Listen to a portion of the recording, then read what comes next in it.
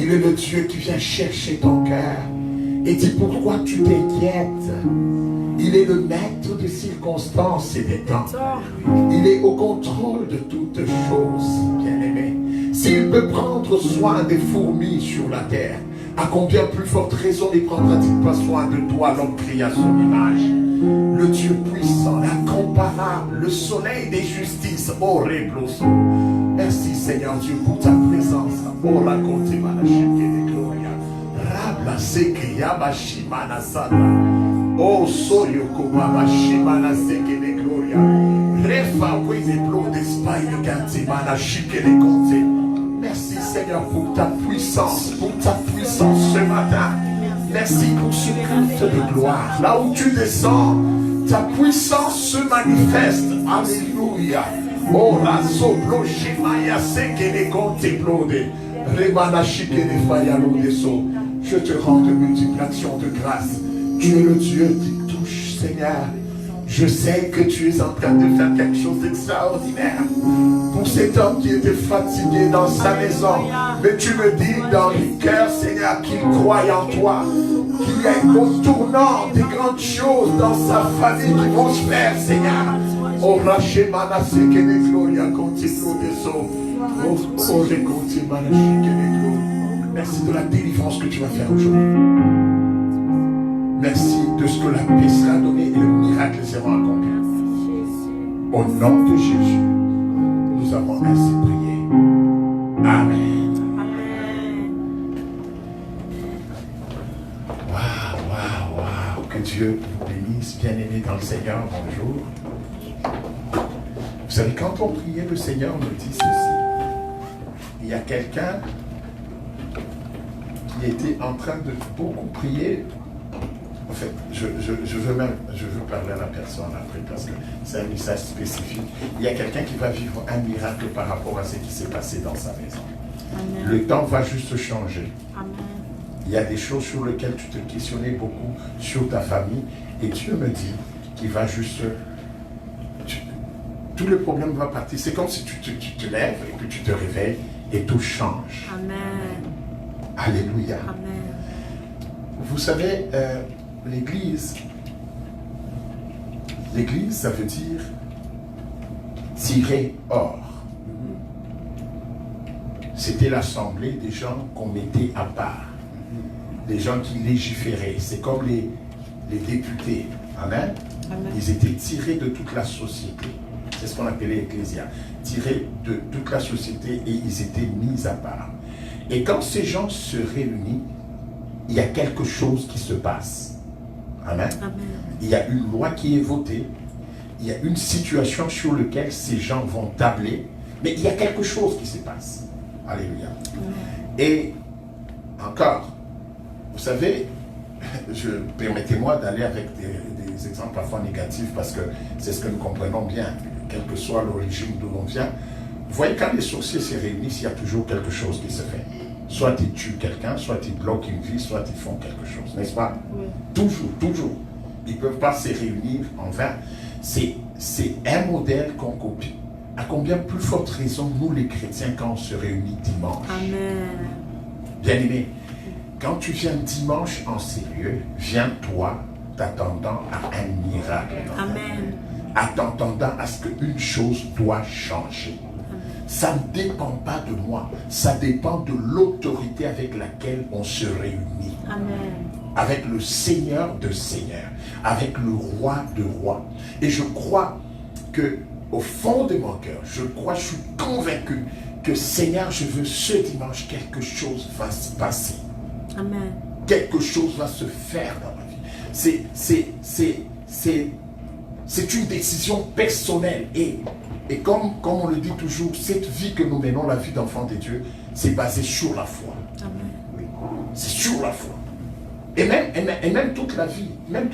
Regardez, les gens ils se marient sur base de quoi? Sur la base de foi. Je crois en elle et elle croit en moi. Et on se dit, on va marcher ensemble. Alléluia. S'il n'y a pas la foi, il n'y a pas cette confiance, il n'y a rien qui va se faire. Amen. Quand on t'engage dans un travail, c'est sur base de la foi. On te dit, nous croyons que tu es le meilleur employé pour nous. Et nous essaierons d'être le meilleur employeur pour toi. Et vous signez le contrat. Tout est basé sur la foi. Et vous savez que l'homme vit plus avec l'espérance, avec l'attente. Quand tu t'attends à quelque chose de bon, tu vas bien. Tu vas bien. Quand tu t'attends à quelque chose de mal, ça change même toute ta vie. Il suffit qu'on t'amène une bonne nouvelle sans que le matériel n'ait changé. La joie et la force reviennent. C'est pas le matériel qui change. D'abord, c'est la nouvelle que tu as. Oui. On t'annonce juste une bonne nouvelle. Même si tu es dans la même situation, dans la même maison, assis sur le même sofa. Avant la nouvelle, après la nouvelle, c'est différent. Quand tu reçois la nouvelle, tu vois que déjà ta vie change. Tu pensais promiscuité, mais quand tu reçois cette nouvelle, on te dit, écoute, tel travail que tu as fait, tel business, ou je ne sais pas, excusez-moi même, ton numéro là que tu as, il a gagné au loto. Directement, tes pensées changent, avant même que tu n'aies l'argent. Donc vous allez comprendre que la vie de l'homme, c'est l'attente là. C'est l'attente. Qu'est-ce que tu attends? C'est vrai. Qu'est-ce que tu attends? C'est ce qui fait ton bonheur, c'est pas ce que tu as, c'est ce que tu attends. Alléluia. Quand tu te projettes, où est-ce que tu te vois? C'est ce qui fait que tu es la paix. C'est ce qui fait que tu es la joie. Ce n'est jamais le matériel. Alléluia. Alors aujourd'hui, je bénis beaucoup Dieu. J'ai commencé directement, j'étais dans le vif. Que Dieu vous bénisse abondamment. Ça fait la joie de se retrouver. Amen. Et je bénissais beaucoup Dieu parce que, je vous dis, il y a des gens qui ont perdu. Ce n'est pas parce que nous avons été meilleurs, mais Dieu leur a fait passer par une épreuve où ils ont peut-être aussi connu la consolation de Dieu. Mais nous, Dieu nous a gardés tels que nous sommes. Je prenais les nouvelles de tout le monde. Ça va, John? Très content de te voir, de se reparler parce que toi, on ne s'est pas parlé il y a très longtemps. Mais tout le monde ici, que Dieu vous bénisse abondamment. Et aujourd'hui, j'ai un message très simple, mais qui va nous aider à comprendre. Notre message d'aujourd'hui, c'est comment vivre sa victoire en Jésus-Christ. Ou comment vivre une vie surnaturelle, victorieuse en Jésus-Christ. Comment vivre une vie surnaturelle, victorieuse en Jésus-Christ. Vie surnaturelle et victorieuse en Jésus-Christ. J'ai quelqu'un que je connais très bien. Il y a quelques années, ce monsieur devait être nommé. Au pays, il devait être nommé quelque part. Et la personne qui devait le recommander, c'était la personne qui devait voir le président. Okay. La personne a mis son nom sur une liste. Sur la dernière liste, c'était la dernière personne à faire entrer la liste chez le président. Ok? Il fait entrer la liste chez le président. Et le matin, quand le président doit lire, parce qu'il devait juste se contresigner et puis promulguer les gens qui sont nommés, tout ça, on promulgue, le nom de la personne n'est pas là. Et le monsieur l'appelle la personne, il dit, écoute, ça, il faut que tu voies de ton côté. Je ne peux pas comprendre. Moi, j'ai mis le nom. C'est moi qui t'ai promis, j'ai mis les noms, j'étais la dernière personne à prendre et à mettre ça dans le bureau du président. Qui a enlevé le nom de la liste? Amen. Ça, c'est la science africaine qu'on appelle la sorcellerie. Vous comprenez un peu la puissance de ça. Donc, quelqu'un, on prend son nom, on met, ça entre avec son nom, mais quand on tire, son nom n'est pas là. Et ça, ce ne sont pas des blabla. Vous savez, il y a des choses, quand ça ne vous a pas encore frappé, vous ne croyez pas. Mais quand ça vous frappe, vous dites, ces choses existent. Bien aimé, la plus grande question que je me pose quand je viens à l'église chaque jour sur ma vie chrétienne, c'est à quoi Dieu nous appelle à aller? Pourquoi on vient à l'église? Pourquoi on devient chrétien? Amen. Ça, c'est la première question. Est-ce que c'est pour passer juste le temps parce qu'on manque à faire? Je ne pense pas que quelqu'un comme frère John manque à faire. Il a beaucoup à faire. Maman Yolande, je ne sais pas si tu manques à faire. Vous savez, les gens ont à faire, ont quelque chose à faire. Mais je pense que si Dieu nous amène ici, c'est pour vivre une vie que le monde ne peut pas nous donner. C'est comme vous avez vu cette expérience de la sorcellerie, où quelqu'un, elle est grosse, elle entend un enfant, et puis demain, la grossesse disparaît. Ça disparaît. Il arrive à l'hôpital, on dit, tu n'as rien. Dieu, on ne sait pas ce qui s'est passé. Mais qu'est-ce qui s'est passé? La vie chrétienne, la vie à laquelle Dieu nous appelle, c'est une vie surnaturelle. C'est-à-dire la vie au-dessus de la vie naturelle. Nous sommes appelés à faire ce que ni les gens de notre race, ce n'est pas question de la race, ni des gens de notre éducation, ce n'est pas question de l'éducation, ni les gens avec nos capacités ne peuvent faire. La vie surnaturelle, la vie divine. C'est au point que Dieu commence la Bible en démontrant ce qu'il est. Il prend Abraham, il rend sa femme stérile, jusqu'à ce qu'Abraham ait 100 ans et sa femme 90 ans, pour leur donner l'enfant de la promesse. Donc Dieu veut dire à Abraham, je ne marcherai pas avec toi comme les hommes marchent. Tes attentes avec Dieu ne doivent pas être des attentes naturelles. Ce sont des attentes surnaturelles. Je m'attends au surnaturel.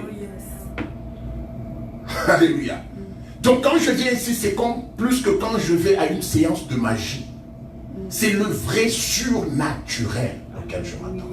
Et ça, si bien aimé dans le Seigneur, ta foi, c'est juste de dire je vais à une église. On n'est pas autant de calmer la conscience. Il y a des gens qui meurent juste en calmant la conscience, c'est ça la religion. Mais la vie avec Dieu, c'est une vie surnaturelle. Amen. Elle est tellement surnaturelle, quand on va encore dans la Bible, je pense que je vais respecter le temps, que vous regardez quelqu'un comme Joseph. Joseph, l'histoire de Joseph. Joseph, la Bible ne nous dit même pas qu'il a été dans une école, non.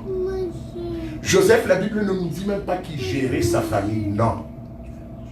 Joseph, il est pris, il est vendu par ses frères, et on retrouve Joseph en train de gérer la plus grande économie du monde, c'est l'économie de l'Égypte, pendant la période la plus terrible, la période de crise, où on avait besoin des gens qui ont de l'intelligence avérée. Quel surnaturel, quelqu'un qui n'a même pas géré sa famille.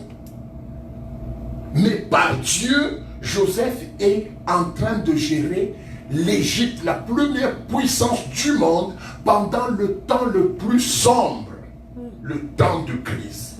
Ça, c'est le surnaturel. Amen. Ça, c'est le surnaturel avec notre Dieu.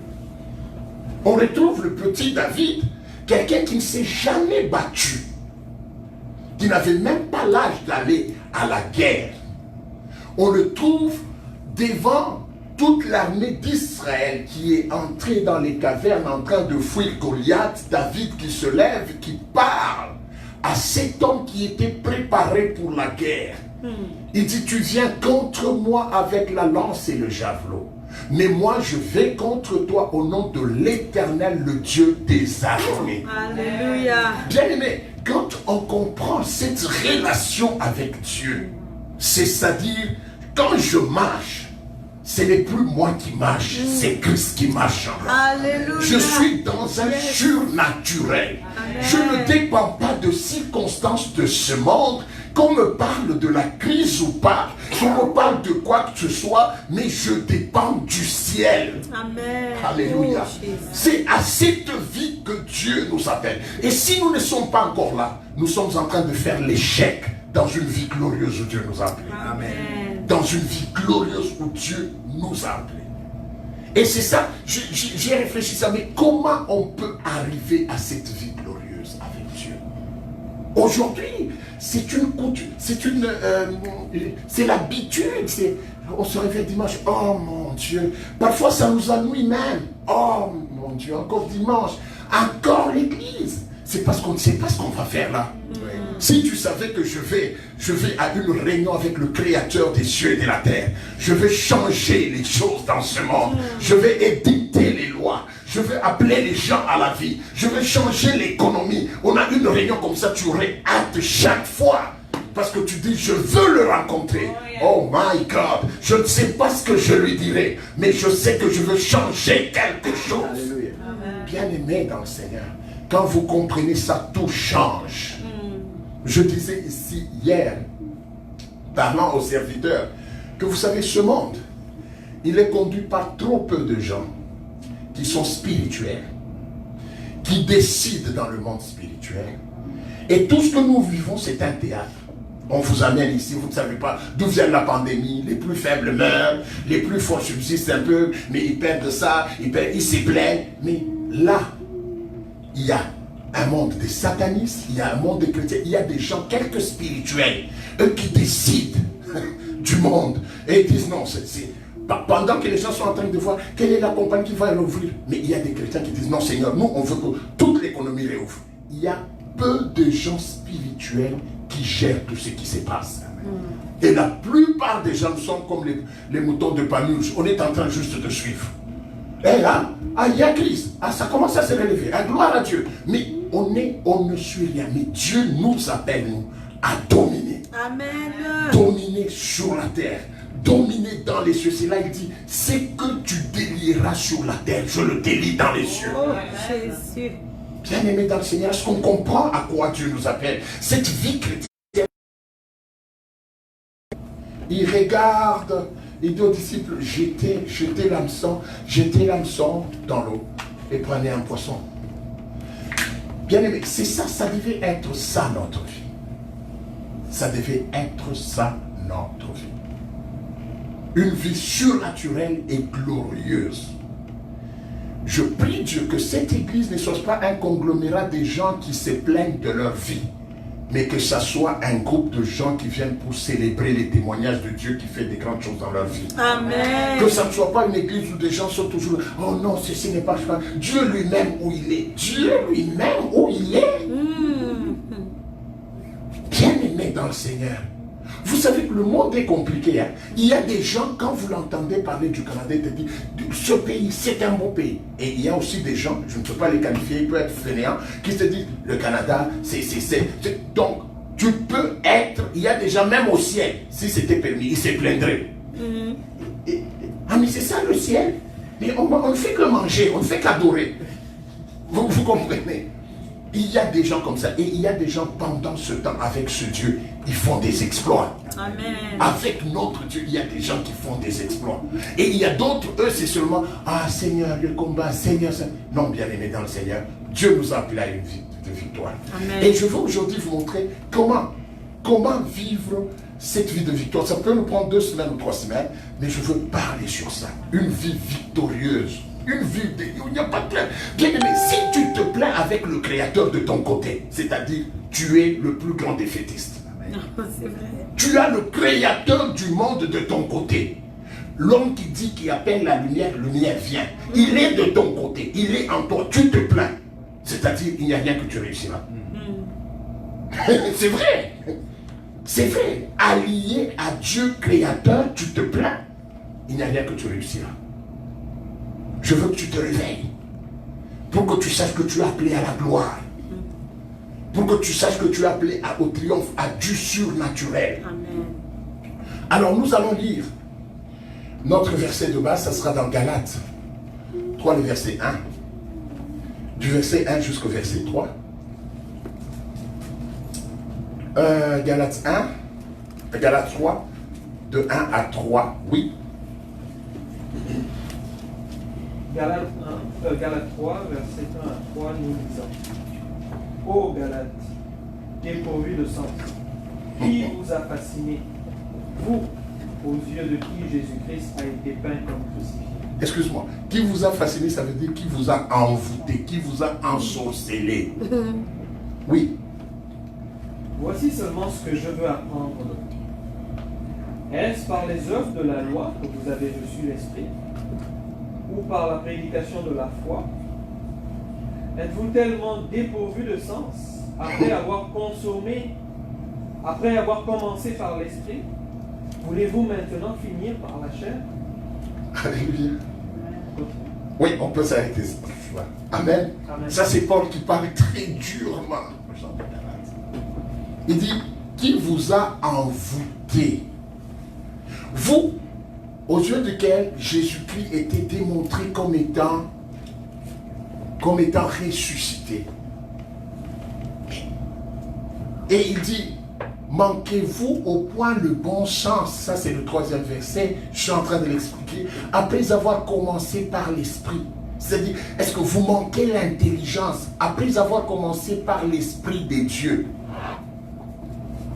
Est-ce en comptant sur vos propres ressources que vous allez parvenir à la perfection ou au salut? Amen. Bien aimé, ça c'est, je veux un peu vous parler.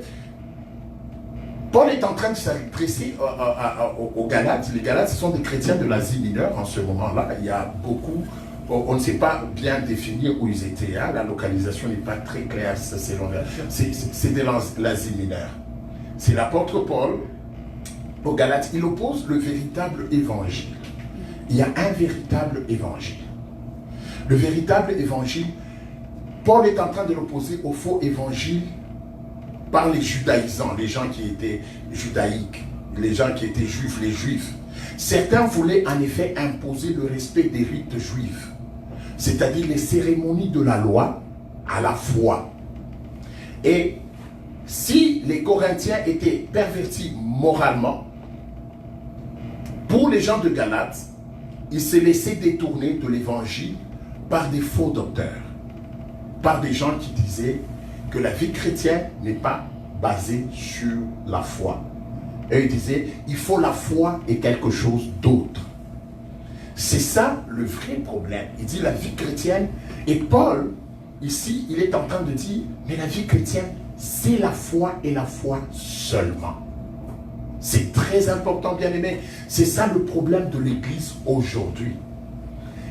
Aujourd'hui, malheureusement, dans l'Église, il y a eu beaucoup de gens avec les prophéties qui sont allés même toucher aux fétiches.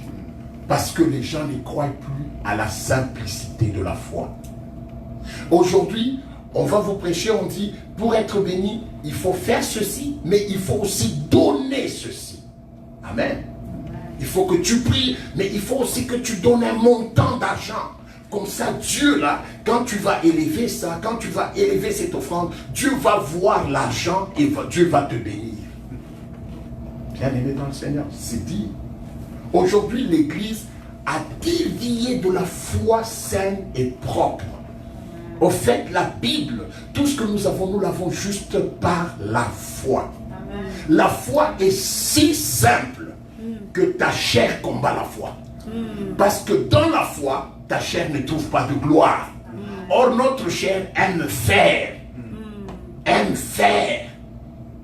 Alléluia. Aime faire, aime le mérite. Aime qu'on dise, non, ben écoute, de toutes les façons, si je suis arrivé à ça, c'est parce que j'ai fait. Or, la Bible dit, c'est par la foi seulement. Commencez par, vous avez commencé par l'esprit. C'est quoi commencer par l'esprit? Je suis un peu en train de mettre la table. Amen.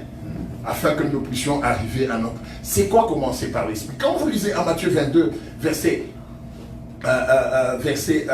37, Jésus répondit, il est en train de répondre à quelqu'un qui lui demandait quel est le plus grand commencement. Il dit, tu aimeras le Seigneur ton Dieu de tout ton cœur, de toute ton âme et de toute ta pensée.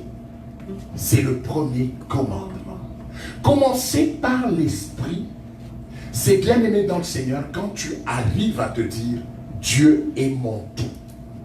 Dieu est toute la source de ma vie. Je réussirai pas parce que je suis intelligent, mais parce que Dieu est avec moi. Amen. Je ne parviendrai pas parce que j'ai de l'argent, mais parce que Dieu est avec moi. Amen. Je veux manger ce mois, pas parce que j'ai un travail qui me donne le pain, parce que Dieu est avec moi. Et c'est vrai, bien aimé dans le Seigneur. Il y a des gens qui ont l'argent, qui ont un frigo plein, mais ils ne peuvent pas manger parce qu'il est malade. Oui. Il regarde toutes ces choses-là, il ne peut pas manger. Il y a des gens qui ont des belles maisons, mais ils ne peuvent pas dormir parce qu'il a tellement de problèmes liés à l'insomnie. Mais quand toi tu regardes la maison, tu te dis, oh mon Dieu, j'aimerais être dans cette maison. Mais bien aimé, et c'est ce que la Bible dit. Ici, Dieu doit être notre tout. Amen. Est-ce que tu feras ceci? Oui, je le ferai par la grâce de Dieu. Amen. Est-ce que tu vas faire ceci? Bien aimé, même si tu sais que dans ton compte il y a l'argent, est-ce que tu vas acheter ceci? Je veux le faire par la grâce de Dieu. Amen. Parce que dans l'entretemps, là, la banque peut tomber en faillite et tout est fermé. Tout doit tourner autour de Dieu. Et c'est ça le commencement. Quand Galate a commencé, il croyait tellement en Dieu. Bien-aimé dans le Seigneur, aujourd'hui, pour élever les hommes, on a mis beaucoup de choses dans la foi. Oh, vous savez, tu dois croire, mais aussi tu dois regarder ton pasteur. Non, c'est pas ce que la Bible dit. Tu crois seulement. Il n'y a pas de médiateur entre l'homme et Dieu si ce n'est Jésus-Christ. S'il y a un pasteur, c'est comme un conducteur. Ce n'est pas quelqu'un qu'il faut adorer. Ce n'est pas quelqu'un, on ne te dit pas d'aller cirer ses chaussures pour être béni, bien aimé. Ça, c'est Galate.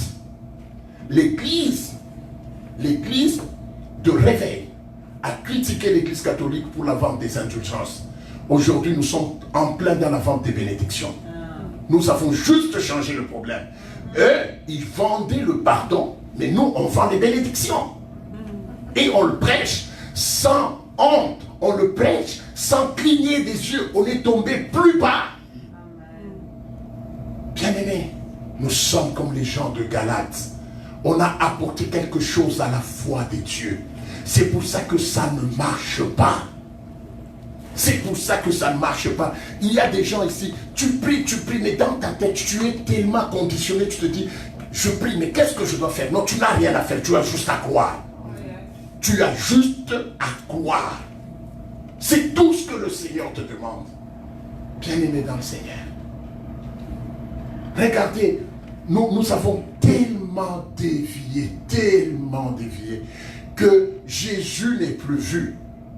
Aujourd'hui, nous voyons nos églises, nous voyons nos pasteurs. C'est tout ce que nous voyons. Le nom de Jésus, c'est à peine qu'on en parle. C'est à peine qu'on en parle. Les gens se battent à cause du nom de leur pasteur. Les gens se battent à cause du nom de leur église. Où est Dieu? Où est le vrai Dieu? Où est le vrai Seigneur, bien-aimé dans le Seigneur? C'est ça le problème de Galate. Ils vont laisser la vraie foi. Ce qui sauve, c'est la foi. Aujourd'hui, nous avons des stars dans l'évangile. Des stars dans l'évangile. Ils sont tellement stars, même quand ils te disent ce qu'ils te disent est faux, mais parce qu'il est star. Tu le vois habillé, tu le vois paraître comme ça. Bien-aimé dans le Seigneur, on a mondanisé l'évangile. Revenons à l'évangile pur, où Jésus-Christ est le seul maître. C'est le seul nom cité. C'est le seul nom adoré. C'est le seul à qui on doit tout. Amen. Alléluia. Il dit, commençons par l'esprit. Et il met ça en contradiction avec la chair. Maintenant, la chair, c'est quoi? J'ai essayé de trouver quelques définitions et de les compiler ensemble pour comprendre. La chair, c'est la pensée nourrie par notre nature humaine et qui élève notre corps au-dessus de Jésus-Christ. C'est la pensée qui est nourrie par notre nature humaine. Il s'agit de la volonté et des pensées corrompues de l'homme naturel. Bien-aimé, vous savez, je veux vous dire une chose. Quelqu'un disait, l'école telle qu'on la connaît aujourd'hui, est-ce que vous savez que c'est pourquoi? C'est pour répondre aux besoins de certains industriels. Avec le développement de l'économie, ils ont dit, bon, on a besoin qu'il y ait des électriciens. Alors, on peut faire une formation pour qu'on nous donne des ouvriers qui vont nous aider à résoudre ce problème-là. Amen. Ce n'est pas pour ton développement. En fait, c'est pour, on nous a amenés, conditionnés dans un monde, et nous sommes tellement mis les uns policiers des autres, au point que quand tu ne suis pas ce que tout le monde fait, c'est la société qui te redresse par le regard. Amen. Vous savez, quand vous analysez profondément ce qui se passe dans le monde, bien aimé, nous sommes comme dans une prison. On nous a mis comme des chèvres. Alors nous sommes tellement nombreux que si tout le monde va à l'école, toi tu ne vas pas à l'école, les autres te regardent juste comme ça, tu te sens, il faut que j'aille. Je dois faire comme tout le monde. Amen. Vous comprenez? Ça va vous révolter, ça va vous révolter. Il faut que ça arrive là pour que votre vie spirituelle, le vrai vous est dans l'esprit.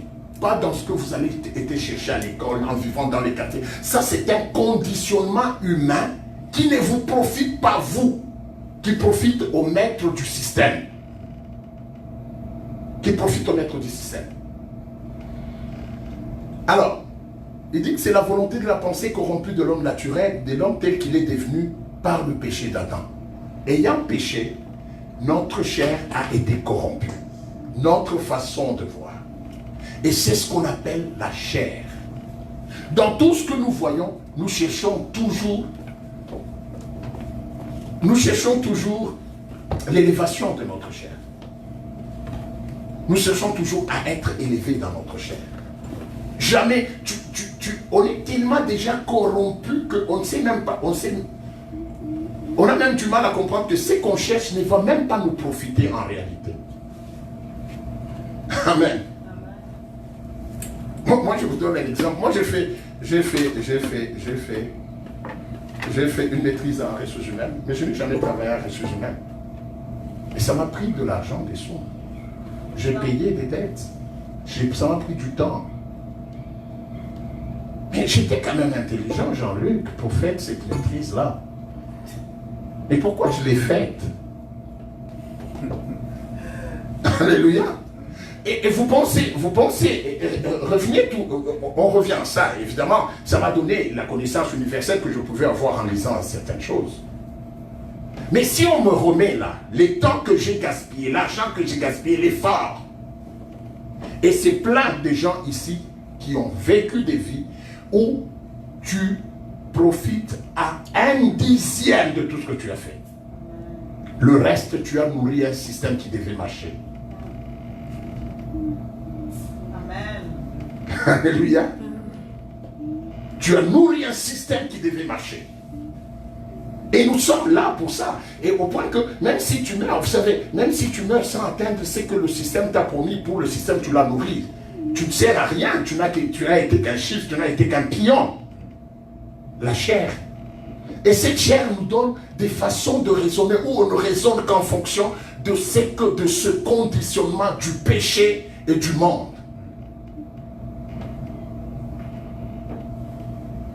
Et c'est ce que la Bible nous dit en Romains 8:6. Écoutez, en effet, la pensée de la chair, c'est la mort, mais la pensée de l'esprit, c'est la vie. Quand tu raisonnes par la pensée de la chair, même dans nos problèmes, oh, comment je ferais ça?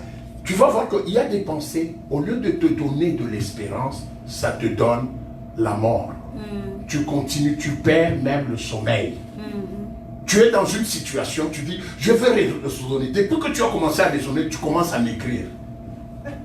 Donc la pensée que tu as là ne te donne pas la vie, te donne la mort. Parce que la vraie pensée devait te donner la vie. Parce que je réfléchis sur la chose, je vais t'écrire ce qui est bon. Mais toi, depuis que tu réfléchis, tu deviens aigre, aigri. Tu deviens amer.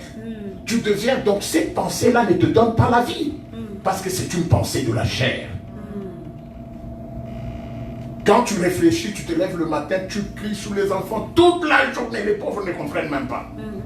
Mais papa ou maman étaient en réflexion toute l'année. Et c'est rendu que sa vie est perdue. Alléluia. Amen. Les pensées de la vie, c'est la mort. Bien aimé, tu penses ce jour-là, tu ne prends même pas l'appel de tes amis. Quelqu'un t'appelle, tu dis, mais lui aussi, c'est quoi? C'est parce que tes pensées, les pensées de la chair, c'est la mort. Ça te montre comment tu es fini, comment tu es... Ce n'est pas vrai, parce que le problème, c'est que la source d'où tu tires tes pensées est mauvaise. Amen. Tu ne verras jamais la vie en tirant tes pensées de la source de la chair, en te comparant aux autres, en regardant ton âge, en regardant la famille où tu étais, en regardant les membres de ta famille. Ce n'est pas là que tu peux trouver la vie. Dans la chair, il n'y a pas de vie. Il n'y a pas de vie dans la chair. Dans la chair, il n'y a pas de vie. Alors, bien aimé, je commence avec le premier point. Donc, pour comprendre, pour arriver à mener cette vie, pour arriver à mener cette vie surnaturelle de victoire, vous devez comprendre une chose qui est très importante, qui veut vous choquer, c'est l'inutilité de la chair. La chair ici, elle est inutile. Elle est inutile. Ce que tu sens dans la chair, c'est inutile. C'est pas moi qui le dis, c'est Christ. Dans Jean 6, verset 62, écoutez ce que la Bible dit. 62 et 63. Steve, tu peux nous aider, s'il te plaît. Jean 6, 62 et 63. La chair, elle nous trompe tellement. 62, 63. 62 et 63, nous disons. Et si vous voyez le Fils de l'homme monter où il était auparavant, c'est l'esprit qui vivifie, la chair ne sert de rien. Les paroles que je vous ai dites sont esprit et vie. Alléluia. La Bible dit, c'est Christ qui veut monter. Il dit, si vous me voyez monter, sachez que la chair ne sert à rien. C'est l'esprit qui donne la vie. Amen. Tout ce que tu vis dans la chair, ça ne sert à rien. Tu peux le changer comme ça. Parce que ta vie, ce n'est pas la chair, c'est l'esprit. Quand tu changes dans l'esprit, tu as les résultats dans la chair. Mais nous, notre problème, c'est quoi? On se bat dans la chair au lieu de se battre dans l'esprit qui est la source de la vie. Tu n'aimes pas quelque chose, tu combats dans la chair. C'est là où la Bible même dit, notre combat, ce n'est pas contre la chair et le sang. Parce que la chair et le sang, c'est le résultat. Tu veux changer quelque chose, ne change pas le résultat là. Change. Tu n'aimes pas le résultat, change le processus dès le début. Amen. Ce que je suis ici, c'est la conséquence de mes réflexions et de mes pensées toute cette année. C'est vrai. Alors, si je veux changer, il faut que je change à partir de l'esprit. Pas à partir de la chair. Oh, je n'aime pas, c'est comme il y a quelques jours, je disais à maman Nicole, mais j'ai tellement grossi. Bon, ok. Ça m'a fait mal. Je dis, mais non, il faut que je perde. Mais ok. Ce jour-là, même si je deviens amer, ce n'est pas ça le problème. Le problème, c'est qu'il faut que j'entre dans ma tête et ma tête me dit, Jean-Luc, il faut faire attention quand tu manges. C'est là le problème. Souvent, nous voulons bouger le résultat sans comprendre que ce n'est pas le résultat le problème. Le résultat veut tout simplement te dire, c'est ce que tu pensais. C'est ça, cette vie que tu mènes, ça sort comme un moniteur pour te dire, regarde tes pensées. C'est tout le temps, c'est ça. C'est comme un moniteur, parce que tu ne peux pas voir tes pensées, tu ne peux pas voir ce qui se passe dans le spirituel. Alors, le matériel, c'est comme regarde tes pensées, regarde tes projets. C'est ce qui ressort dans ta vie matérielle. Alléluia. Amen. La chair ne sert à rien. La chair ne sert à rien. Il y a des gens, tu vas le voir, hier, il est sur la route en train de mendier, demain, il est dans un bureau. La chair que tu as vue sur le truc, la chair de laquelle tu t'es moqué, c'était rien. Il y avait une autre vie qui était poussée à partir de son esprit. Et demain, tu le trouves dans un grand bureau. Il y a des gens, tu vas le trouver aujourd'hui dans un grand bureau, tu l'appelles patron, mais après un mois, tu le trouves, il n'a rien. La chair que tu as vue, que tu as adorée, c'est rien bien aimé dans le Seigneur. Parce que la chair change. La chair n'a pas de vie en soi. Et c'est pour ça que la Bible nous dit en Jérémie, dit, ainsi parle l'Éternel, Jérémie 9, 23 dit, que le sage ne se glorifie pas de sa sagesse, que le fort ne se glorifie pas de sa force, que le riche ne se glorifie pas de sa richesse, mais que celui qui veut se glorifie d'avoir l'intelligence de me connaître, dit l'Éternel. Connaître Dieu, tu dis, je bénis le Seigneur, c'est ça ma joie, je connais Dieu. Quelle est mon assurance pour demain? Je connais Dieu. Amen.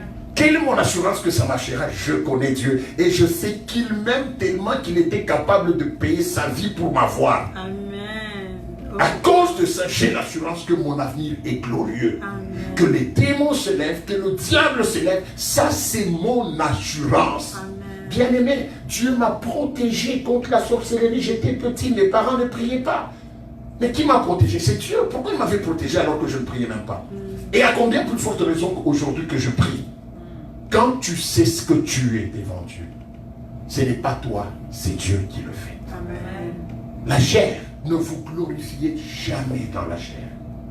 Ne vous glorifiez. Parfois, non, moi je suis, vous savez, maintenant je suis capable de lire la Bible dans une semaine. Non, c'est pas ça, c'est pas ça. Ne vous glorifiez jamais dans la chair. Glorifiez-vous toujours en Jésus. Amen. Dieu est capable de faire ceci à moi. Et c'est pour dire aux gens qui sont ici, bien aimés, je ne suis pas d'accord avec les gens qui disent je ne peux pas le faire. Tu ne peux pas le faire parce que tu comptes sur ta chair. Amen. Avec Dieu, tu peux le faire. Amen. Dieu peut le faire en toi. Amen. Ce n'est pas un problème de ce que toi tu peux, c'est un problème de ce que Dieu peut en toi. Amen. N'aie jamais glorifié la chair. N'aie jamais glorifié la chair. N'aie jamais glorifié la chair. Parce que Dieu, la chair est inutile. Elle est inutile. Ça ne sert à rien. Ça ne sert à rien la chair. Quand tu te regardes il y a 15 ans, tu regardes comment tu as passé les 15 ou les 5 dernières années. C'est là où tu comprends que ta vie, mais au fait, c'est basé sur quoi la chair? C'est basé sur quoi la chair? Regarde comment les jours passent. Il y a 3 jours, je demandais à ma femme, je dis, mais c'est quoi le bonheur? Comment vous définissez vous le bonheur? Le bonheur, c'est quoi? Le bonheur, c'est quoi? Oh Seigneur, je cherche le bonheur. Le problème, c'est qu'on ne trouve pas les choses qu'on cherche parce qu'on les connaît. On ne sait même pas ce qu'on cherche. C'est vrai, c'est parce qu'on ne sait même pas ce qu'on cherche. Comment veux-tu trouver quelque chose que tu ne connais pas? Et souvent, je l'ai toujours dit, les mots que nous utilisons les plus, ce sont les mots qu'on ne comprend même pas. On ne comprend même pas ce que ça veut dire. Et en analysant, moi j'ai trouvé que le bonheur, c'est le fait juste de vivre chaque instant sans tenir compte du passé ou de l'avenir. C'est ça le bonheur. C'est-à-dire, je lui ai dit, j'ai dit, bon, ok, je suis avec toi maintenant. Le bonheur, c'est quoi? Que je me concentre sur le fait que je suis avec ma femme. Que je ne vois pas la minute qui était passée. Que je ne vois pas la minute qui viendra. Mais que je vive pleinement ce temps. Vous comprenez? Et là, nous sommes piégés tout le temps. Trop peu de gens, je vous l'ai déjà dit, vivent le présent et le bonheur. Tu es ici. Au lieu que tu sois totalement ici, tu es en train de penser, quand je vais arriver à la maison, je vais commencer par préparer ça, et puis ça, et puis, cet enfant-là, il m'avait demandé ça, et il faut que je passe par Costco, et puis, mais est-ce qu'on aura le temps? Donc, ton présent est tiré par ton avenir, et puis, par le passé. Mais hier, pourquoi j'ai fait ça? J'aurais dû faire ça. Oh mon Dieu, ça me fait honte. Pourquoi j'avais dit ça devant lui? J'aurais pu me rattraper pour... Seigneur, si tu pouvais juste remettre les minutes. Vous comprenez? Notre présent, on ne le vit jamais. Et le bonheur devient utopique. C'est pour ça que tu vas voir les plus sages d'entre nous, c'est quand en regardant qu'on dit, l'année passée, on était quand même heureux. Hein? Parce qu'on n'a pas vécu, on subit. C'est après qu'on analyse qu'on dit, l'année passée, on a voyagé 3 fois. Et on était dans la place. Non, mais on était heureux. Mais pendant ce temps-là, tu étais, je ne sais pas, à la plage, je ne sais pas, au Mexique, mais tu étais en train de prendre des selfies, les envoyer aux gens de Montréal. Parce que tu n'étais même pas au Mexique, là où tu étais. Amen. Alléluia. Amen. Tu es au Mexique, tu ne vois même pas, tu as payé tout un billet, tu es au Mexique. Mais au lieu de prendre tout ton temps à savourer le Mexique, à regarder les immeubles, toi tu seras avec les selfies. J'ai envoyé, est-ce que tu as réussi? Comment ça va à Montréal? Nous on est au soleil. Donc tu vis toujours. Vous voyez un peu comment on est incapable. C'est vrai. Amen. Alléluia. C'est vrai. Et les gens finissent par se plaindre, je ne suis pas heureux. Tu ne seras jamais heureux. Le bonheur ne tombera jamais dans une prière. C'est une décision. Amen. C'est une décision. Tu dis, ok, maintenant on va manger. Qu'est-ce qu'on fait? Les téléphones de côté. Voyons, entrons dans ce poisson qu'on mange. que je le savoure, que je prenne le temps d'écouter le goût de ce poisson. On parle sur le poisson. Vous mettez à table, vous commencez à parler le problème du carburant. Comment il n'y a plus de carburant dans la voiture? Mais c'est compliqué. Dis-toi, tu m'as dit que tu allais faire un tour, donc tu as été partout. Tu as été partout. Et là, le poisson, vous mangez. Hein. Mais, donc, tu as été partout. Et l'autre dit, mais comment j'ai été partout? Finalement, le pauvre poisson vous regarde. Mais mangez-moi quand même. Non? Et les goûts de poisson disparaissent. Appréciez-moi quand même. Et pourtant, tu l'as acheté pour l'apprécier. Bien-aimé, c'est une ruse terrible de la chair. La plupart des hommes ne vivent jamais le présent. Et si tu ne vis pas le présent, tu vas subir le futur. Parce que le présent prépare le futur. Or, la stratégie du monde et du diable, c'est qu'on ne vive pas le présent. Ce qui fait qu'on est toujours surpris le futur. Ah, ça, mais justement, ton présent, tu l'as passé en pensant à ton futur, même pas dans le bon, et en regrettant le passé. Alléluia. Amen. Mais on va être, Seigneur, envoie-nous le bonheur. Dieu dit, mon fils, qu'est-ce que je vais encore faire? Tout dépend de toi. Est-ce que tu peux estimer, juste tu es dans l'église, tu dis, Seigneur, merci. Je pense parce que je le sais. Ça, c'est le temps de Dieu. Seigneur, je veux juste te sentir. Je laisse ma maladie. Je ne la sens pas. Je ne sens pas mes factures. Ça, c'est le temps de Dieu. Et puis, tu quittes ça, ce temps de Dieu. Tu arrives chez toi avec les enfants. Prends le temps avec les enfants. Savoure. Les enfants sont en train de courir. Souvent, les gens, c'est quoi? Avec la sagesse, souvent, les gens se rendent compte de ceci.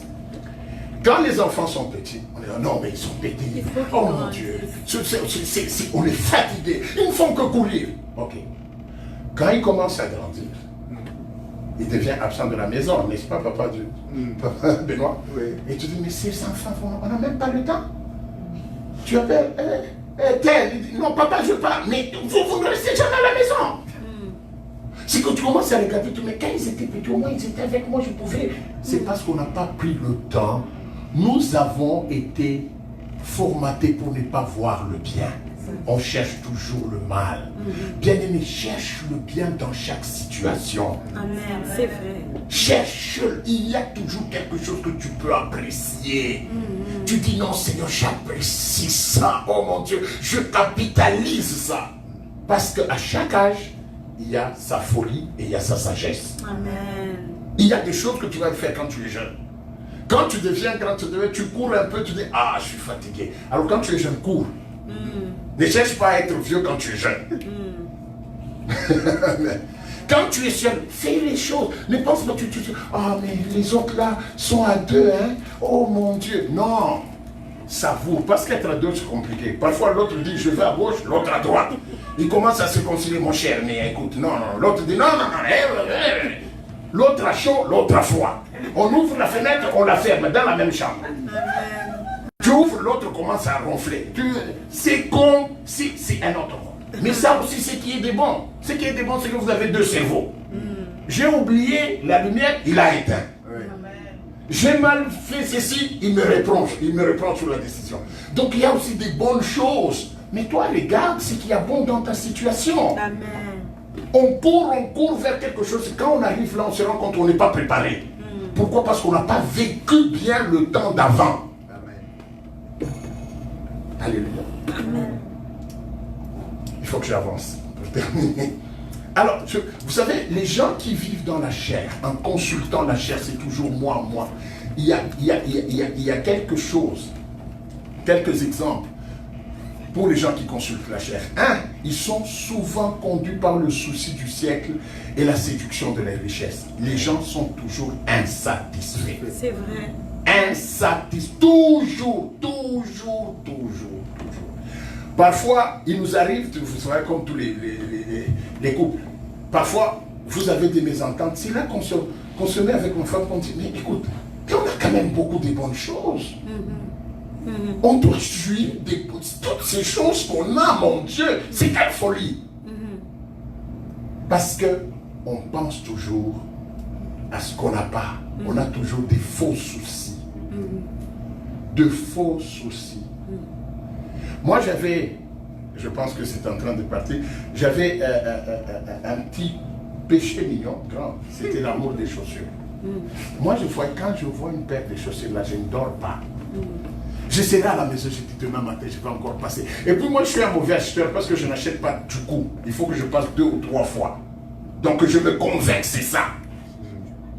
Mais chaque fois, après avoir acheté la fameuse paire, tu la mets à la maison et tu te rends compte que c'est rien. C'est là que je me dis, mon Dieu. Donc j'ai eu des soucis. Et parfois, ça te fait vraiment des soucis. Tu es au travail, je ne sais pas si c'est la dernière paire qui est là. Je ne sais pas si je vais la trouver, Seigneur. Et puis tu sors comme ça, tu es dans le trafic. Oh Dieu, que j'arrive vite. C'est vraiment un souci. Mais un souci inutile. Parce qu'une fois que tu as ça à la maison, tu te rends compte que ce n'est pas de ça que tu as besoin. Tu commences encore à courir vers un autre. Vanité de vanité. Oui. Alléluia. Amen. Alors écoutez ce que la Bible nous dit en Marc. Marc 4. À partir du 18e verset, je descends. Ah, je dois faire plutôt pour terminer là. Marc 4, du 18e jusqu'au 20e verset. Mais moi, je vais lire jusqu'au 19e verset. Mais en qui les soucis du siècle, la séduction des richesses et l'invasion des autres convoitises étouffent la parole et la rendent infructueuse. On parle de cette sémence qui était jetée. Vous savez maintenant là, la plus grande chose qui étouffe notre vie, c'est le souci des siècles. Et si tu veux mener la vie spirituelle, tu dois chercher à te débarrasser de soucis du siècle. Oh, je n'ai pas fait ça. Oh, je n'ai pas fait ça. Oh, je n'ai pas fait ceci m'attend. Je ne dis pas qu'il ne faut pas réfléchir. Il faut réfléchir, mais il ne faut pas qu'il fait que les soucis du siècle, parce que les soucis du siècle, ça tue la foi. Ça tue la foi. Les inquiétudes là. Oh, je ne sais pas, Seigneur, comment est-ce qu'on va faire. Mais la Bible dit, qui par ses inquiétudes peut ajouter un seul iota à sa vie?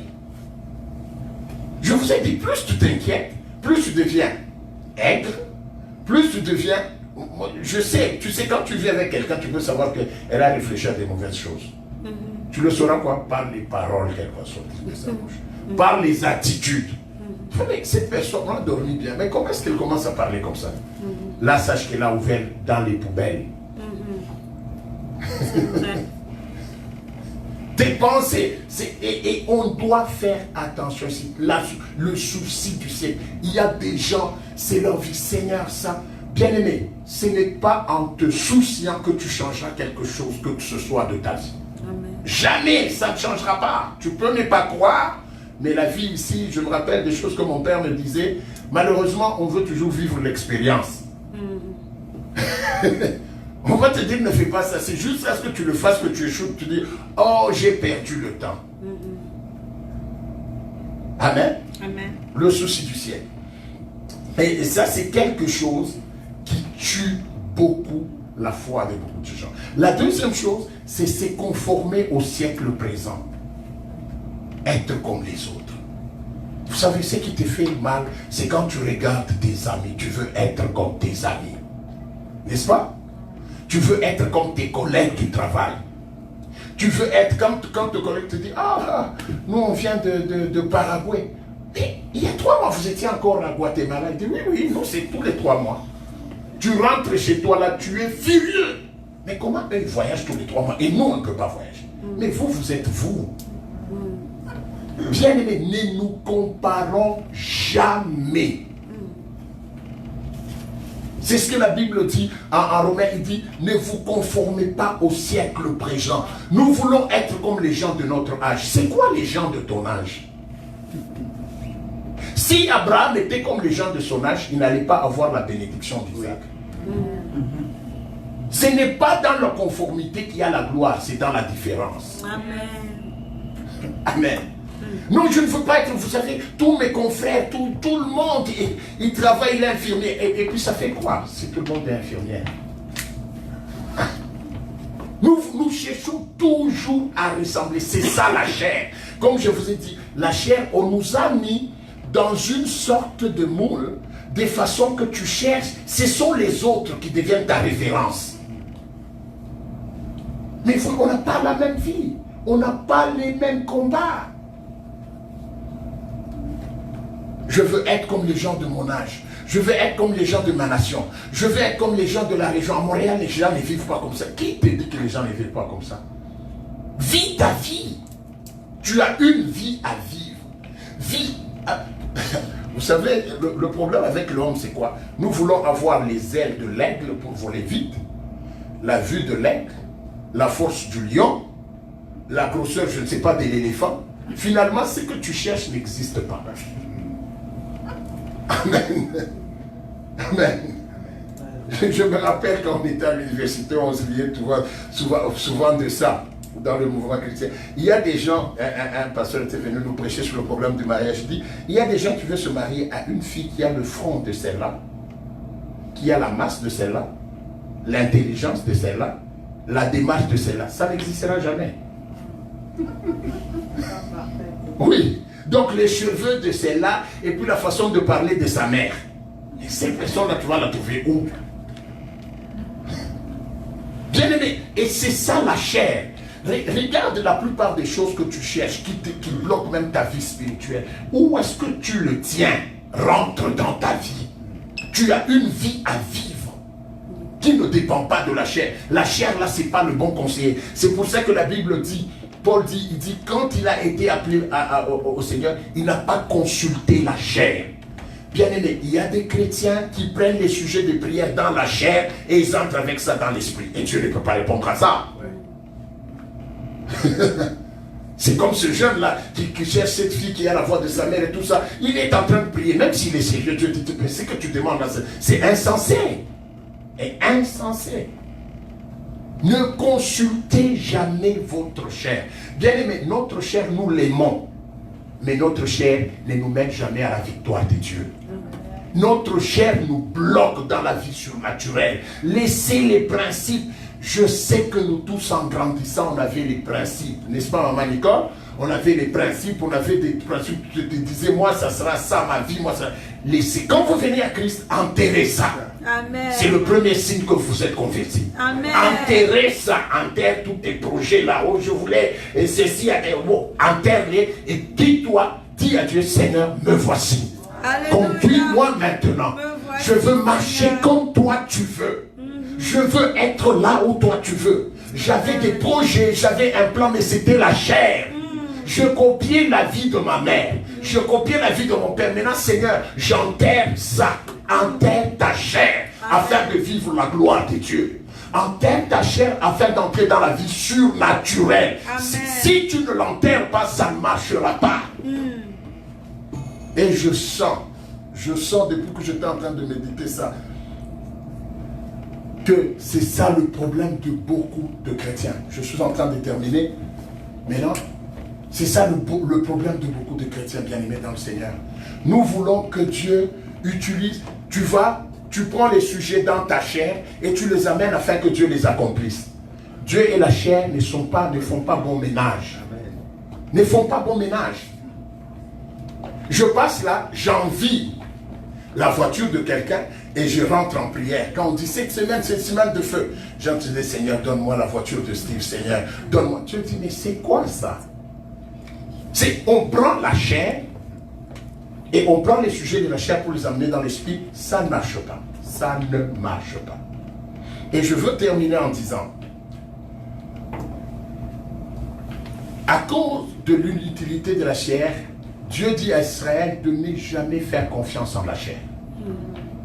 Ne jamais faire confiance à la chair. Dans Deutéronome, vous allez juste écrire 9, 4 à 6. Écoutez ce que Dieu dit. Alors l'Éternel, ton Dieu, les chassera devant toi. Ne dis pas à ton cœur, c'est à cause de ma justice. Oh, vous savez, moi, le travail, je l'ai toujours eu parce que je suis intelligent. Ne dis jamais ça. Dis, c'est à cause, grâce à Dieu. Amen. Mais moi, vous savez, quand j'arrive quelque part, on m'aime toujours. Parce que moi, c'est comme mon père. Ne dis jamais ça. Ne remets jamais la gloire à ta chair. Il dit, il ne faut pas dire que c'est ma justice parce que je suis juste. Parce que moi, là, le péché, je n'y pense même pas. Je peux faire même une semaine, je ne pense pas à la chair, au péché. Ce n'est pas ta gloire. Ne dis jamais ça. Il dit, Ce n'est pas par ta justice que l'Éternel t'a donné la possession de tout ce que tu vas posséder. Non, ce n'est point à cause de ta justice et de ta droiture, de la droiture de ton cœur que tu entreras en possession de leur pays. Tout ce que tu auras, tu dois savoir que c'est par la grâce de Dieu. Amen. C'est par la grâce de Dieu. Bien-aimé, nous pensons que tu t'es dit, moi je suis tellement bon que Dieu ne pouvait que me donner un homme bon. Ah! Quel bon! Ou bien, vous savez, moi, c'est l'éducation qui m'a gardé. Non. Il y a des gens qui ont été très éduqués, mais qui sont tombés dans des problèmes. Ce n'est pas l'éducation, c'est la grâce. Bon, moi, c'est parce que mes parents étaient sévères. Non, il y a des parents qui ont été très sévères, mais qui ont perdu les enfants. Ce n'est pas les parents, c'est la grâce. Dieu dit, ne pense jamais, jamais, jamais que c'est ta force qui t'a acquis ça. Bien aimé, quand on vient en Dieu, vous savez, avant je ne comprenais pas, je disais ça encore, quand je dis, quand on marie les gens, on dit, est-ce que tu vas l'aimer, la chérie, jusqu'à ce que la mort vous sépare? Souvent les gens disaient, oui, par la grâce de Dieu, n'est-ce pas? Vous connaissez cette parole-là?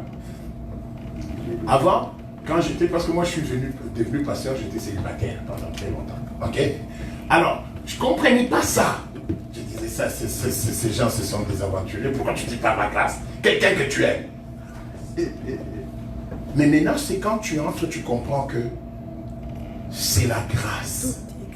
Tout est grâce. C'est une grâce d'être avec une personne. C'est une grâce de voir même ce qu'il y a de bien dans quelqu'un. Parce qu'il y a des gens qui ne savent même pas voir ce qu'il y a de bien dans quelqu'un. C'est une grâce, bien aimé. Il faut parfois, vous êtes dans le couple comme ça, parfois, tu arrêtes, tu dis, j'ai la grâce de t'avoir. Vous le dites mutuellement. C'est une grâce que tu sois dans ma vie. Même tes enfants, j'ai la grâce de vous avoir. Bien aimé, nous pensons que par être féroce, tu vas changer les choses. C'est faux. Parfois, c'est reconnaître que tu es un don dans ma vie. Je suis content d'avoir comme fils. Je suis content. Alléluia. Amen. Alors, la dernière chose, Dieu ne donne jamais le succès à la chair. Impossible. Jamais, Dieu ne te donnera jamais le succès dans la chair. Moi, je me suis converti tellement j'étais jeune dans l'église, très engagé au Seigneur, que je pensais que ma vie, parce que j'étais jeune, je pensais que ma vie, ça serait l'autoroute là. Donc, gloire! D'ailleurs, on regardait ceux qui ne priaient pas, on dit, ah, ils vont voir. Nous, on prie, hein. Alléluia. C'est ce que nous, on croyait que donc, moi, là, c'est vraiment, c'est... Et c'est ce qu'on nous prêchait même, donc c'est nous, c'est-à-dire la vie, là, ça sera... Bien aimé. Tu commences à grandir. J'ai passé par une vie tellement difficile en Afrique du Sud que tu te dis, tu regardes. Tu dis, Seigneur, donc ce n'est pas ma justice. Ce n'est pas parce que je te connais que ça. Parce que je prenais ça comme un crédit qui était dû à moi. Alors, bien aimé, Dieu ne nous donne jamais la victoire à cause de notre chair. Crucifiez votre chair, faites taire votre chair, vous verrez la gloire de Dieu. Amen. Faites taire votre beauté, votre courage, votre intelligence. Dis non, Seigneur, j'aurai ce travail parce que toi, tu es mon Dieu. Amen. Je serai à ce poste-là parce que toi, tu es avec moi. Amen. Une fois, Israël est en train de se battre contre les Madians. Vous allez lire ça en 1 Samuel, je pense. Israël est en train de se battre contre les Madians. Et quand ils sont en train de se battre contre les Madians sont en train de les terroriser et c'est en Juge 7 plutôt. Les Madians sont en train de terroriser Israël. Ils arrivent, ils arrachent tout, ils brisent tout, bien aimé, tout est détruit. Alors, Dieu va voir Gédéon pour lui dire, vaillant héros, moi je t'ai choisi pour aller à la guerre. Gédéon, il dit à Dieu, Seigneur, je suis le plus petit dans la famille de mon père et ma famille est la plus petite famille de la demi-tribu de Manassé. Pourquoi tu viens me choisir, moi? Dieu ne nous choisit pas à cause de nos capacités physiques, parce que Dieu ne considère pas la chair. Il nous choisit à cause du plan qu'il a sur notre vie. Sachez toujours ça. Et c'est très important. Alors Dieu dit à Jérubal, qu'on appelle en ce moment-là Gédéon, qu'on appelle Jérubal, il dit, écoute, tu vas abattre le pieu de l'autel à ton père, parce que son père c'était un prêtre de Madian, donc il sacrifiait pour le dieu Baal. Et puis, tu vas bâtir un autel pour l'Éternel. Amen. Je veux faire je veux mettre en garde aujourd'hui, parce qu'on parle souvent de bâtir l'autel. Tu ne peux pas bâtir l'autel de Dieu avec l'argent, bien aimé dans le Seigneur. Sur l'autel, il y a du sang, il y a la vie. L'argent, c'est quoi? L'argent, c'est quoi, bien aimé? Vous savez, je reviens encore sur ça, c'est très important. L'Église d'aujourd'hui a donné tellement de la valeur à l'argent que la foi n'a même plus de place. Que la foi n'a même plus de place. On pense qu'on peut tout acheter avec l'argent. L'argent, on en a besoin pour organiser les choses, mais l'Église, ce n'est pas l'argent. L'Église, c'est la puissance de Dieu. Dieu, la parole de Dieu qui peut créer même l'argent. Ne pensez pas que vous pouvez bâtir l'autel avec l'argent. Sinon, écoutez ça pas. L'argent, ce sont des papiers. L'argent, il n'y a pas de vie dans ça. Et puis, le seul autel qui a été bâti, qui a du sens, c'est l'autel de Jésus-Christ. Alors, Gédéon est, il arrive et Dieu lui dit, finalement, il accepte d'aller au combat et il va sonner de la trompette. Et il y a 32 000 personnes qui viennent, 32 000 jeunes qui acceptent d'aller se battre. Dieu dit ceci à Gédéon, vous lirez ça dans votre Bible dans Juge 7 au verset 3, Dieu dit à Gédéon, il dit, écoute, je ne peux pas te donner la victoire parce que le peuple avec lequel tu es trop nombreux. Dieu refuse. Vous savez qu'il y a des victoires spirituelles que nous n'avons pas, auxquelles nous n'avons pas accès parce que notre chair prend trop de l'espace. Dieu attend que ta chair diminue pour qu'il te donne la victoire. Un peuple qui va au combat avec 32 000 personnes. Dieu dit non, je ne vous donne pas la victoire. La raison, vous êtes trop nombreux. Pourquoi? Il dit parce que vous risquez d'avoir la victoire et de prendre ma gloire. Et c'est ce qui arrive. Quand tu es trop comme ça, Dieu te dit, descends, je ne te donne pas. Tu ne verras pas ma victoire parce que tu es trop haut. Tu penseras que c'est ta gloire, c'est quoi? C'est pour ça que souvent, les gens, quand ils croient à Dieu, disent, ah, les choses deviennent compliquées parce que Dieu veut que tu baisses tes épaules d'abord. Il dit, baisse, baisse, baisse. Je t'amène à la gloire, mais redeviens toi. Et Gédéon, Dieu lui dit, parle au peuple. Dis-leur que ceux qui ont peur, qui rentrent. Il dit, ceux qui ont peur, qui rentrent. Et il y a plus de 20 000 personnes qui sont rentrées. Gédéon regarde, il dit, il rentre, Dieu lui dit encore, le peuple est encore trop nombreux. Amène-les au fleuve, ils vont laper l'eau. Ceux qui vont prendre l'eau, amener à la bouche, c'est seulement ce que tu vas prendre pour aller à la guerre. Il y avait juste 300 personnes. C'était une armée de 32 000 personnes. Dieu la ramène à 300, moins d'un centième. Vous comprenez le brisement? Moins d'un centième pour la victoire avec Dieu. Bien-aimés, si nous ne crucifions pas notre chair, nous aurons du mal à arriver à la gloire de Dieu. À la gloire de Dieu. Dieu nous appelle à la gloire. Et la vie avec Dieu, la vie à laquelle Dieu nous appelle, ce n'est pas cette vie que nous menons. Je disais, je ne sais pas à qui là, je disais, écoutez, nos témoignages c'est non, mais écoutez, on m'a fait, j'ai prié et puis je suis devenu superviseur. Mais il y a des gens, des païens qui deviennent superviseurs sans prier. Clair et net. Où est la gloire de Dieu? Il n'y a plus de témoignages où quand quelqu'un parle, tu dis ça c'est Dieu. Ça c'est Dieu. Il n'y a rien à faire. Cet homme-là, ça c'est du surnaturel. Ça a disparu. Ça a disparu. Non, j'ai fait, puis j'ai acheté une voiture bien aimée dans le Seigneur. Dieu n'a pas besoin d'entrer dans ça. Je vous dis parce que tous ces païens qui ont des voitures, ils ont prié haut. Il y en a même, ils tuent. Hein? Avec la drogue, on l'amène dans un coup, il tue. Après les avoir tués, on lui donne une Mercedes toute neuve. c'est parce que nous ne comprenons pas la puissance de la vie que Dieu nous a donnée. Ce n'est pas pour les petites choses. Je parle à quelqu'un ce matin pour terminer. Bien-aimé, on a repris. On nous a déconfinés, n'est-ce pas? Ce n'est plus le temps de dormir. Nous devons prendre l'envol pour des choses merveilleuses et grandes. Amen. Pour des choses où quand quelqu'un se met, il témoigne du surnaturel. Alléluia.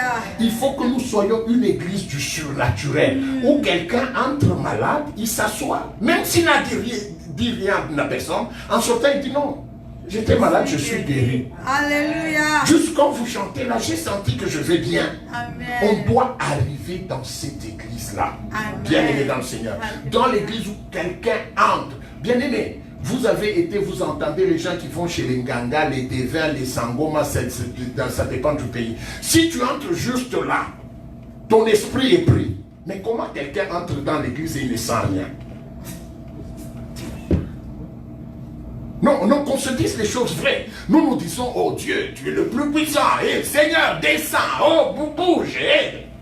Mais les gens entrent, ils sortent comme on chante. On refuse ça. Il y a un problème. Alléluia. Il y a un problème. Nous voulons quand quelqu'un entre, mais personne ne connaît son problème.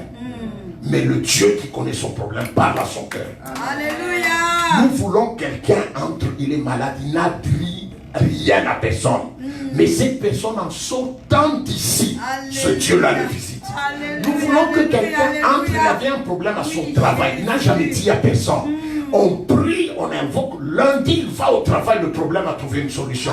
Bien-aimés, nous devons prier le Dieu vivant. Amen. Pas le Dieu que nous forçons, que nous créons des témoignages tirés par les cheveux qui font même honte. Parfois tu regardes à côté de toi, tu dis bon ça, il ne devait pas parler de ça. Pourquoi il a dit ça? Parce qu'on ne voit pas la puissance. Mais parce que la plupart du temps, on ne la voit même pas. On force parce que c'est nous qui nous cherchons comme un cheveu là dans la soupe avec l'eau. Non, tu ne vois pas que là, c'est la gloire de Dieu. Mais ça, c'est ce qu'on voit partout ailleurs.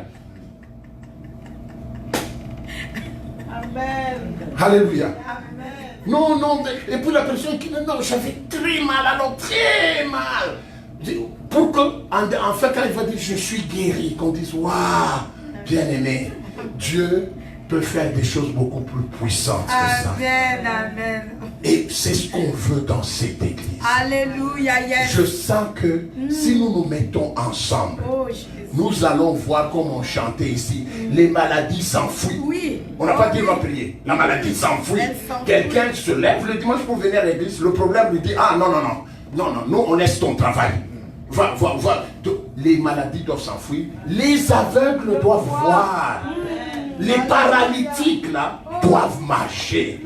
Il faut qu'un jour quelqu'un entre ici avec les béquilles, il arrive là, il commence à marcher. Bien aimé, c'est possible avec la puissance de Dieu. Croyons à ce Dieu surnaturel. Maintenant, ce déconfinement vient avec le temps du surnaturel.